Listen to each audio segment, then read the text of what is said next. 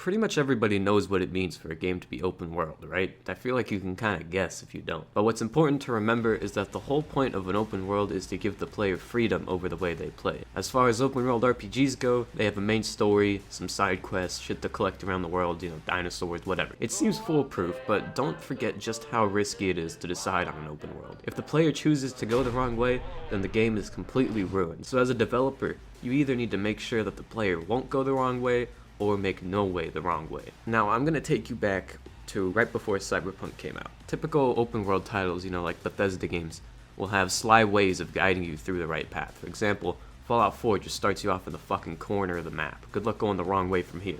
But then Breath of the Wild came out, and everybody just realized right there that every other open world game was just guiding them through a set path, whereas Breath of the Wild rewarded you for going wherever the hell you wanted.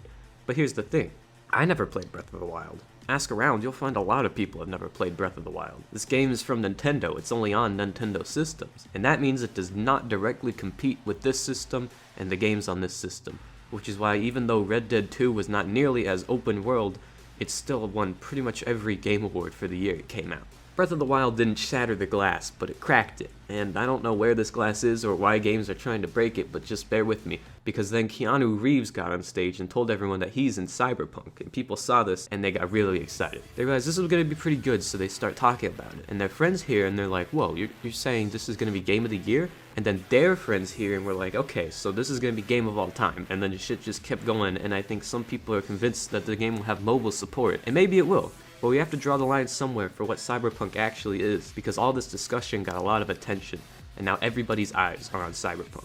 In other words, Cyberpunk is going to set the standard for what its competing open-world RPGs need to accomplish from here on out.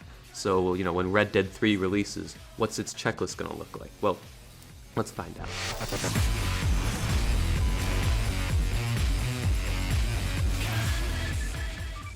Real quick thing with spoilers, I'm not going to spoil any story events or anything, but some of the footage I might show might have a little bit of, you're going to see this guy in this area, and you might not have expected that.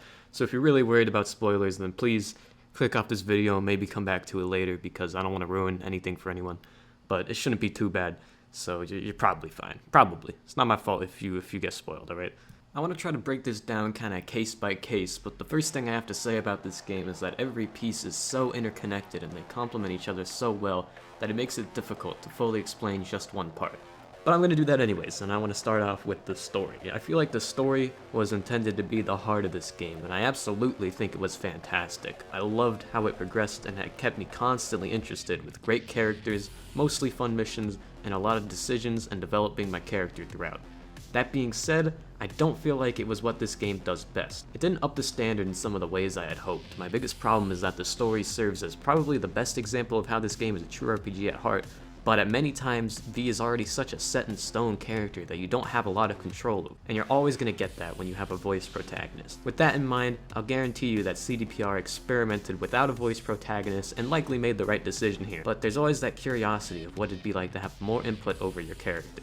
Cyberpunk doesn't really do that, and it lacks some of the freedoms that I was expecting, so the story is as good as they've ever been, really. What I think Cyberpunk did best was the atmosphere and environment. It's just absolutely impossible to not be in awe at the size and the life of Night City every single time you step foot into the streets. The sky is just swallowed by these massive towers and the sidewalks are flooded with people. It's a city that feels alive as you walk through it, and I know that even years from now I'll still be playing around in this game and discovering a new part of the map that I'd never been to before. There's a lot to do and see in this world. It's no more than what meets the eye, but for me, it's enough. I hope they aim to add more into the existing world through expansions they've hinted about, because that would be sick. But as it is right now, I still can't offer enough praise for how amazing it was, even just to drive through the map going from one place to another, as every gap that might exist is instantly filled in my mind as being full of life. Night City kicks ass, and the only thing that might ever take away from it is bugs. Yup. Pause the music, the game is buggy. The open world does contain some areas that lack proper polishing, and you will notice them. If that's really a deal breaker for you, then so be it. But personally, I think it's been made out to be a much bigger deal than it actually is. You'd have to have some pretty fucked up bugs to bring down this world and its stories. That being said, I would still like to see them all fixed.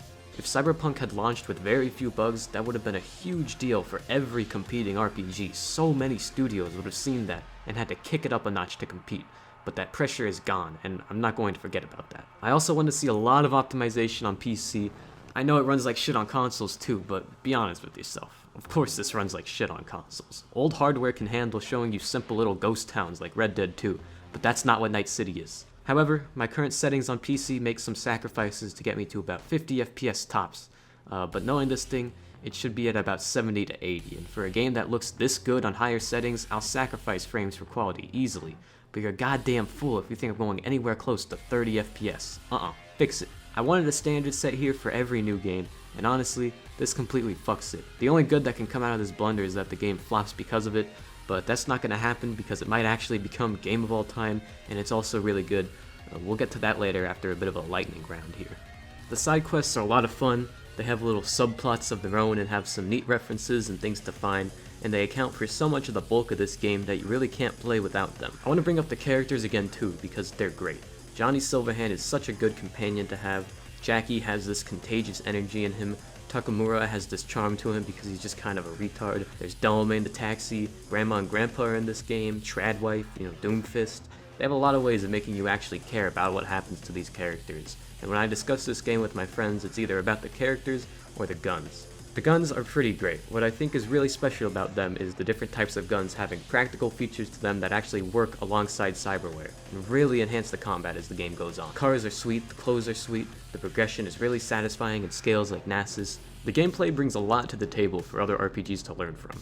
So let's recap. Cyberpunk brings a new standard of interesting and well thought out worlds that both tell you and show you a story that can be incredibly varied and unique to the player, but with a character that's already somewhat established. It has responsive and exciting combat that allows you to actually feel like you're getting good at the things you put your points into, and this plays a part in fantastic progression in an open world with so much value and content in it. When The Elder Scrolls 6 comes out, these guys need to have an interesting world with a lot of depth, satisfying combat that doesn't feel sluggish throughout the whole game, a story full of characters who seem real and knowledgeable and contribute a lot to the plot, and an atmosphere that immerses you and at least lets you understand who your character is and what their life means both to themselves and the world around them.